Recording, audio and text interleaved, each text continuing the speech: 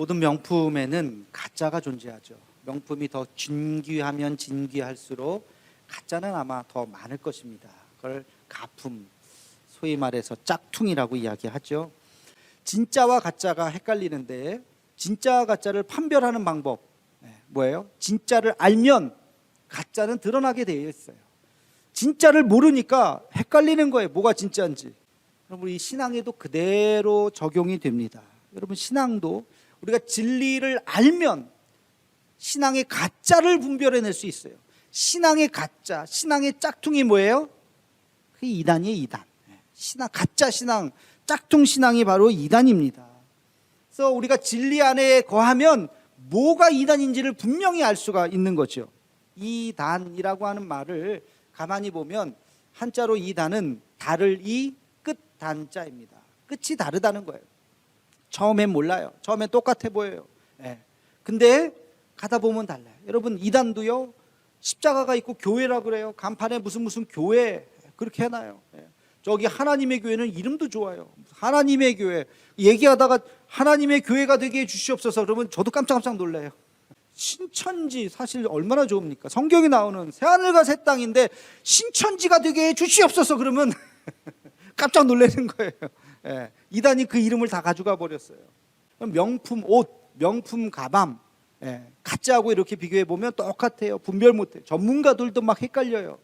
근데 이걸 알 수 있는 방법이 한 가지 있어요. 어떻게 알 수 있을까요? 눈으로 봐서, 만져봐서 몰라요. 만져보고 눈으로 보고 아무리 뒤집어 봐도 똑같아요. 요즘에 가짜가. 언제 알 수 있느냐? 써보면 압니다. 써보면, 오랫동안 써보면.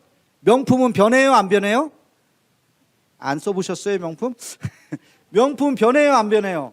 안 변해요. 그대로. 가짜는 변해요, 안 변해요? 변해요. 옷 한 번만 빨면 이상해져요. 딱 변해요.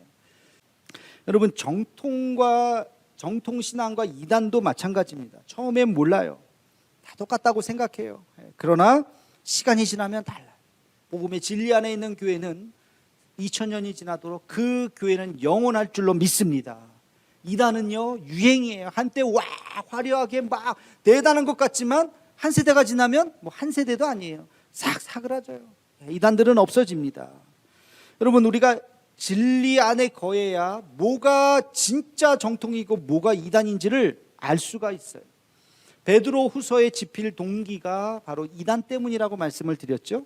이제 2장에 들어와서 본격적으로 이단에 대한 이야기를 구체적으로 하고 있습니다. 우리 함께 같이 2장 1절 말씀을 같이 읽겠습니다. 시작. 그러나 백성 가운데 또한 거짓 선지자들이 일어났었나니 이와 같이 너희 중에도 거짓 선생들이 있으리라. 여기까지. 거짓 선지자들이 지금까지 일어났었고 너희 중에도 지금 거짓 선지자들이 있다. 그래서 너희를 지금 미혹하게 한다. 그들은 가만히 교회에 들어온다. 가만히 교회에 들어온다. 조용히. 이단들이 얼굴에 써붙이고 들어오는 거 아니에요. 우리도 있을지도 몰라요. 한때 막 신천지가 대단했다가 코로나 때문에 바짝 움츠러들었다가 지금 다시 막 활기친다는 얘기가 또 있어요. 혼란의 시대에는 언제나 미혹하는 영이 있어요. 혼란의 시대에는. 그 당시에 매우 혼란의 시대였습니다. 첫째는 로마가 이제 전쟁을 앞두고 있었어요. 이스라엘을 공격하는, 이스라엘이 완전히 나라가 멸망하는 그 유대전쟁이라고 그랬죠. 유대전쟁을 바로 목전에 두었던 시대였기 때문에 굉장히 어수선했었고, 두 번째는 유대의 지도자들, 특별히 종교 지도자들이 타락했습니다. 예수님께서 복음서에도 말씀하셨지만 그들이 타락을 하고 잘못하고 진리에서 떠나 있었던 것에 대해서 책망을 하셨죠. 세 번째는 기독교에 대한 대대적인 박해가 전방위에서 막 일어나고 있었어요. 유대인은 유대인대로 기독교를 박해했고 로마인은 로마인대로 기독교를 박해했어요. 그 이유가 조금 달라요. 유대인들은 왜 기독교인을 박해했을까요? 자기들이 생각했었던 구약의 진리에서 떠났다고 생각했기 때문에. 예수가 왜 하나님의 아들이냐? 그런 선지자이거나 선지자도 못 되는 사람이다. 근데 우리가 예수를 메시아로 우리가 추앙하기 때문에 기독교를 박해했던 것이죠. 로마는 왜 그랬어요? 로마는 황제 숭배 사상을 따르지 않았기 때문에. 로마의 황제를 숭배해야 되는데 기독교인들은 그걸 외면했잖아요. 따르지 않았잖아요. 그렇기 때문에 박해를 하고 있었던 것이죠. 그래서 기독교인들이 여러 가지 면에서 굉장히 어려움을 당하고 있었던 그때에 사회적으로도 내부적으로도 혼란했던 때에 이단들이 등장하기 시작했던 것입니다. 여러분, 이 모습을 가만히 보면 오늘날에도 이단이 나오기 아주 좋은 환경이다 하는 것을 알 수 있어요. 정통 기독교에 대한 비호감도가 굉장히 높아졌어요. 아시다시피 교회에 대한 여러 가지 공격들, 좋지 않은 언론의 보도들, 과장된 보도들 이런 것 때문에 기독교에 대한 비호감도가 높아졌어요. 세 번째는 교회 안에 결속력이 굉장히 약해졌어요. 지금 모일 수도 없죠. 옛날 같았으면 3부 예배 때 이 정도 나오면 난리 비상입니다. 어떻게 빈자리가 보이나. 그러나 지금도 생각보다 많이 오셨다. 지금 이런 상황, 모임도 할 수 없어요. 소그룹도 지금 할 수 없어요. 오늘도 지금 전도대요. 어떻게 해야 되나 연기합시다. 금요시대면 어떻게 해야 되나 연기합시다. 결속력이 굉장히 많이 지금 약해져 있는 이런 상황에서 이단들이 판치기 참 좋은 환경이구나 하는 생각을 하게 됩니다. 그래서 우리는 더 신경 바짝 써야 됩니다. 뭐가 이단인지 분별해내야 하는 것이죠. 자, 이단은 어떤 모습일까? 여러분, 이단을 분류하는 아주 중요한 판별법이 있어요. 잘 들어보시기 바랍니다. 이단의 단계가 있는데 네 가지를 생각해요. 첫 번째는 성부, 성자, 성령을 생각해요. 첫 번째는 성부에 대한 이해가 다르면 그것은 이단이 아니라 이교, 타종교예요. 하나님에 대해서 어떻게 생각하느냐. 여러분, 예를 들어서 이슬람이 믿는 하나님, 힌두교가 믿는 하나님, 그들도 하나님이라는 존재를 믿거든요. 신을. 그들이 믿는 신과 우리가 믿는 신이 같아요, 달라요? 달라요. 그러니까 거기는 이단이 아니라 이교예요. 종교가 다른 거예요. 그들이 믿는 신은 우리가 믿는 하나님하고 다른 거죠. 그건 타종교입니다. 두 번째, 하나님은 같은데 예수님에 대한 신앙 고백이 다르면 그것은 이단이에요. 예수님에 대한 신앙 고백이 다르면 이단입니다. 예수님이 어떤 분이십니까? 우리의 구원자이시죠. 아멘이시죠? 네, 우리의 구원자예요. 근데 그 앞에 수식어가 있어야 돼요. 그 앞에 수식어가 구원자인데 어떤 구원자냐? 우리의 유일한 구원자. 하나밖에 없는 유일한 구원자. 여러분, 사도신경을 우리가 외워요. 사도신경이 제일 많은 분량을 차지하는 게 뭔지 아세요? 사도신경의 3분의 2를 차지하는 설명이 있어요. 그게 바로 예수 그리스도에 대한 설명이에요. 하나님에 대한 설명은 한 줄이에요. 예수 그리스도에 대한 설명이 얼마나 많은지 몰라요. 성령도 한 줄이에요. 그리고 교회를 믿사오며 공교회와 종말에 대한 다시 오심과 끝. 예수님에 대한 설명이 제일 많아요. 그것이 그 당시에 이단 판별법이기 때문에 그렇습니다.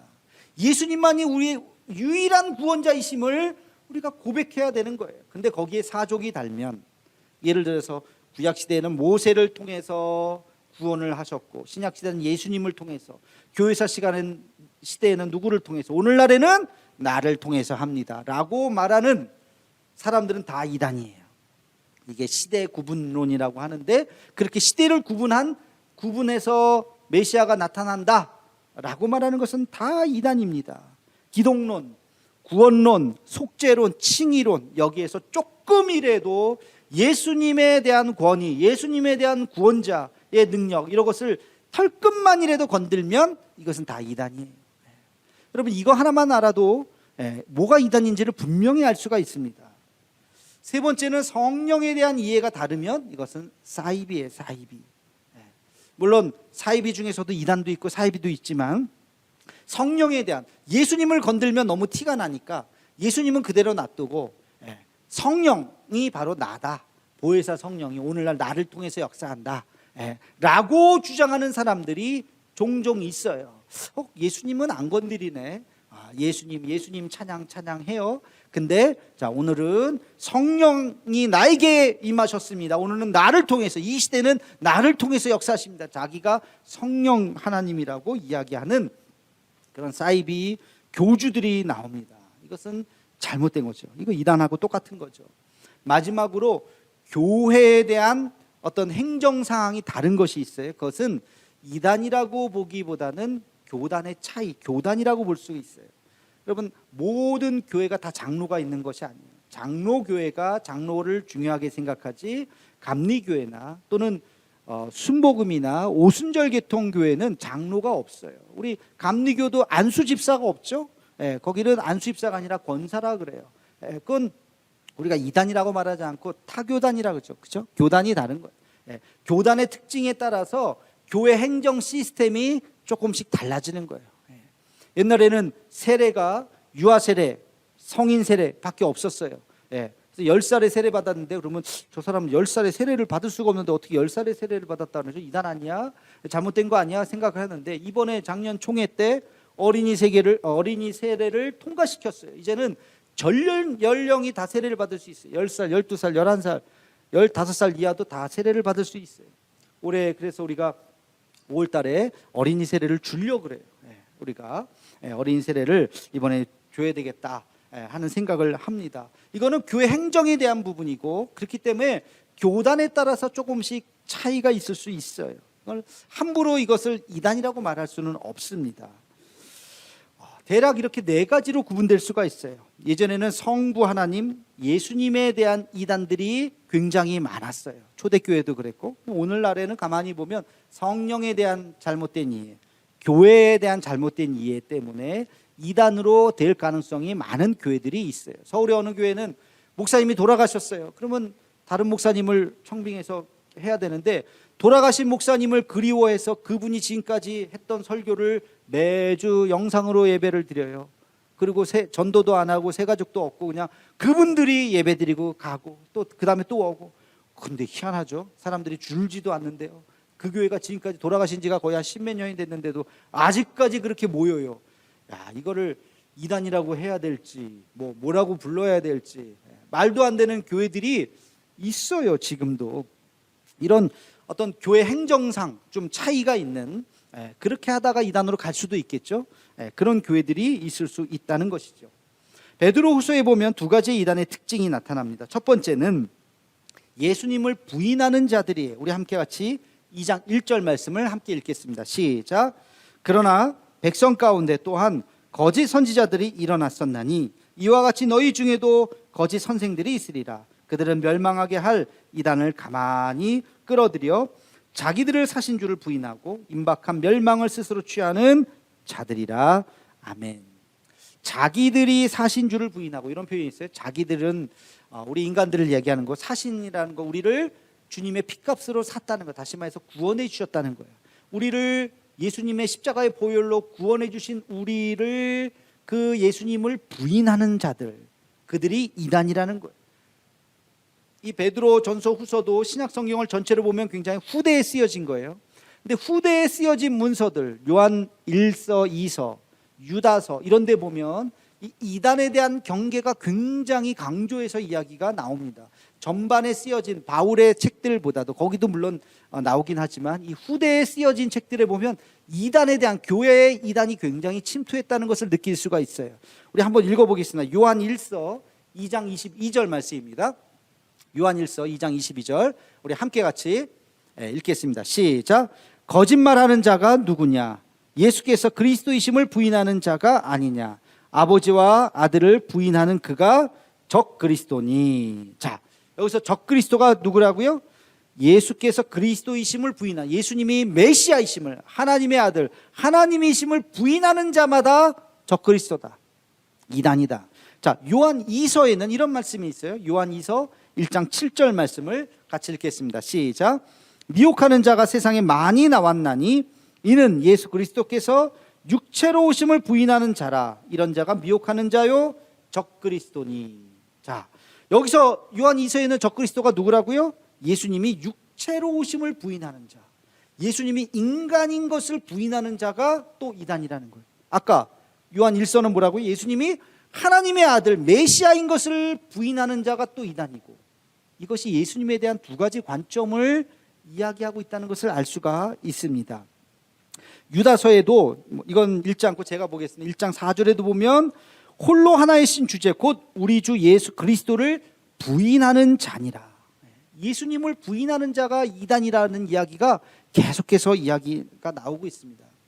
초대교회는요, 예수님을 바라보는 관점이 2가지의 관점이 공존했어요. 하나는 예수님은 하나님이지, 근데 하나님이기만 하고 인간은 아니지 라는 관점과, 반대로 예수님은 인간이지 하나님은 아니지 라는 이 두 가지 관점.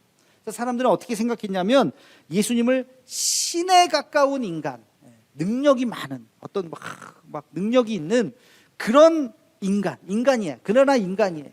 신에 가까운 인간이라고 생각하는 사람들이 있었고, 반면에 인간의 감성을 가진 그리스 로마 신화에 보면 막 미워하기도 하고 싸우기도 하고 질투하기도 하고 그런 신들이 있잖아요. 인간의 감성을 가진 신이라고 보는 사람들이 있었어요. 근데 오늘 말씀에 보면 이 두 가지가 다 이단이라는 거예요. 두 가지가 다. 우리의 신앙 고백은 뭡니까? 예수님은 온전한 하나님이요, 온전한 인간이시다. 아멘이십니까? 아멘. 이 두 가지가 모순되어 보이지만 이 두 가지가 진리인 것이에요. 예수님은 온전한 하나님이시고 동시에 완벽한 인간이세요. 여러분, 만약에 예수님이 인간이기만 하다면, 능력이 많건 적건 인간이기만 하다면 십자가의 보혈의 은혜가 그게 무슨 효력이 있겠습니까? 예수님이 죄가 없으신 하나님이시기 때문에 그 십자가의 보혈이 우리의 모든 죄를 사해 주시는 것이지, 예수님이 인간이라면 그 한 사람의 십자가의 능력이 어떻게 수많은 인류를 구원할 수 있겠어요? 그거는 있을 수가 없어요. 반대로 예수님이 하나님이시기만 한다면, 인간이 아니라고 한다면, 예수님께서 고통스럽게 기도하시고 십자가 달리시면서 아파하시고 눈물 흘리시고 했던 게 뭐예요? 다 쇼예요. 쇼. 아프지도 않으면서 아픈 척하고, 내가 너를 내가 너를 안다. 예수님 인간도 아닌데 우리 인간을 어떻게 알겠어요? 이것도 말이 안 되는 거죠. 예수님은 온전한 인간이셨어요. 진짜 고통당하셨고 정말 아프셨고 정말 눈물을 흘리셨고, 그래서 내가 너를 안다. 그 사랑이 진정한 사랑인 것입니다. 예수님은 진짜 하나님이시고 진짜 인간이시다라고 하는 것, 이 두 가지가 다 정통신앙교리인 것이죠. 그게 아까 요한 1서, 요한 2서에 나오는 거예요. 이 둘 중에 하나를 강조하다 보면 이단이 되는 것입니다. 여러분, 오늘날에도 바로 이것이 이단의 분명한 기준이에요. 예수님이 우리의 유일한 구원자이시다라고 하는 것을 부인하는 자마다 이단인 것입니다. 내가 메시아라고요? 자기가 뭐 대단한 사람이라고요? 여러분, 신천지 교리를 몰라도 신천지의 이만희의 이자만 딱 들으면 저거 이단이구나. 하나님교회 안상홍 증인의 안상홍의 안자만 딱 들어도 저건 이단이구나. 답이 딱 나오셔야 돼요. 뭐 이렇게 뭐 자꾸 들어볼 것도 없어요. 어떤 한 사람을 강조하는 순간 그건 다 이단이에요. 목사님들 중에 훌륭하신 분들이 있죠. 그러나 목사는 주의 종일 뿐입니다. 그 직을 가질 때 최선을 다하는 거예요. 저도 마찬가지고, 한국의 대한민국의 모든 목회자들은 그 사람이 개척을 했던 뭘 했던 하나님 앞에 충성스럽게 일하고 그 직을 떠나면 하나의 죄인인 인간으로 돌아가는 거예요. 아무것도 아니에요. 여러분들도 마찬가지예요. 직을 가졌을 때 충성을 다해서 일하는 것이요, 그 직을 떠나면 아무것도, 우린 죄인인 것입니다.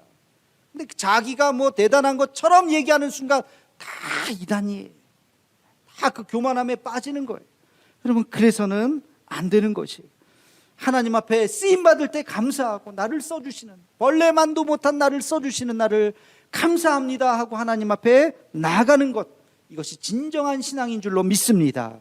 자, 두 번째, 윤리적으로 바르지 않으면 그것은 이단입니다.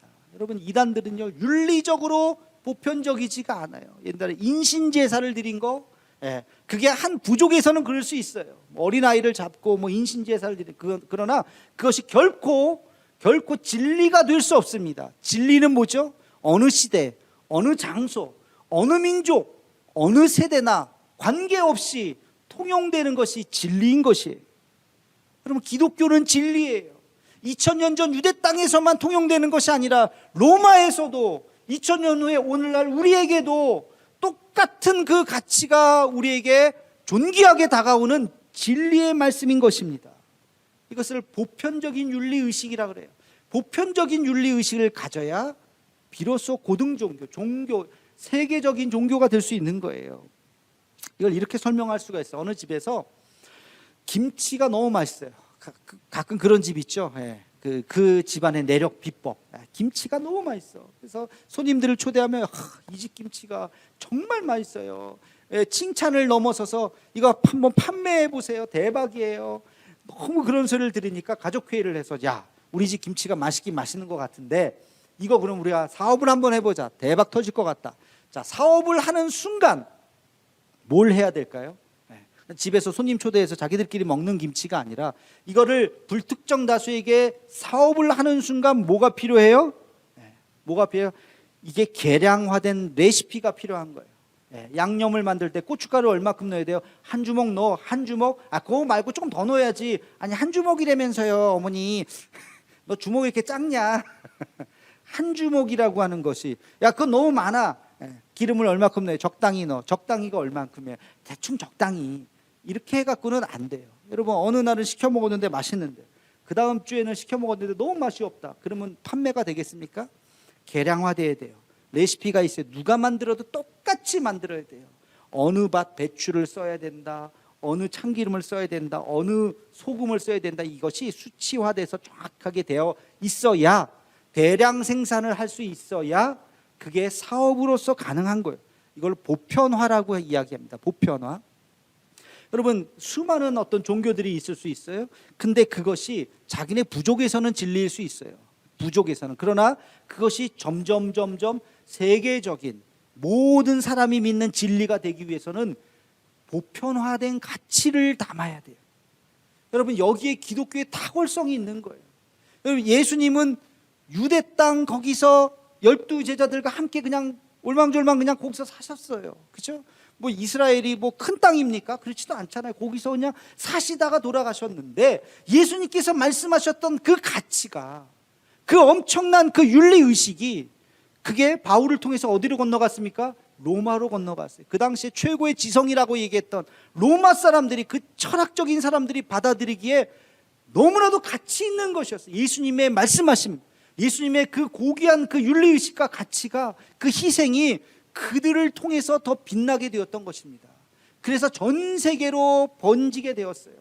이것은 오늘날 우리도 예수님의 성경 말씀, 2000년이 지난 달나라를 가는 이 시대에도 이 말씀을 보면서 우리가 하나님의 말씀으로 받아들일 수 있는 엄청난 진리가 그 안에 농축되어져 있는 것입니다. 여러분 그게 사랑의 가치요, 정의의 가치요, 겸손과 인내와 섬김과 환대와 감사와 선함과 충성, 순종, 이러한 가치들이 다 이 성경 안에 녹아져 있는 것입니다. 여러분 여기에 거짓을 칭찬한다고요? 신천지는 거짓말로 전도한다 그러죠. 거짓말로 전도하는 것이 그게 진리이겠습니까? 그게 있을 수가 없는 거예요. 살인, 부정, 미움, 전쟁, 이런 것들은 우리가 피해야 할 가치다라고 성경에서는 이야기하고 있습니다. 여러분 예수님의 가치가 유대 문화를 통해서 로마의 문화에서 꽃을 피우고 전 세계로 로마의 국교가 되고 온 세계에 하나님의 복음의 진리를 드러나게 되었던 것이죠. 시간이 지날수록 명품은 가치가 드러난다 그랬어요. 시간이 지날수록 예수 그리스도의 말씀하신 이 성경의 이 진리는 더 빛나는 것입니다. 그러나 이단은 그 한순간에만 유행처럼 살아났다가 다 사라지는 것이죠. 이 복음의 가치를 어디에서 담아내고 있습니까? 교회에서 담는 거예요. 교회 안에 예수 그리스도의 그 은혜의 복음의 진리가 담겨져 있는 것입니다. 그리고 우리가 이것을 이웃에게 전해야 되는 거예요. 이 아름다운 가치, 예수님의 숭고한 십자가의 정신을 우리는 이웃에게 전하는 것입니다. 그래서 그 진리 앞에 수많은 사람들이 죄의 사슬을 벗어버리고 예수 그리스도 앞에 나올 수 있도록 그 사명이 우리에게 맡겨져 있는 줄로 믿습니다. 교회가 교회답지 못할 때 사람들은 이단에 현혹되어 있어요. 이단이 많아지면 우리는 회개해야 돼요. 교회가 교회답지 못했구나. 우리가 이 진리를 들어야지 못했구나. 교회가 교회다워질 때, 예수 그리스도의 그 복음을 온전히 전할 때 이단은 사라지게 될 것이고 이 땅은 하나님의 나라로 변화가 될 줄로 믿습니다. 이 사명을 온전히 감당할 수 있는 우리 대도의 가족들 되기를 주님의 이름으로 축원합니다.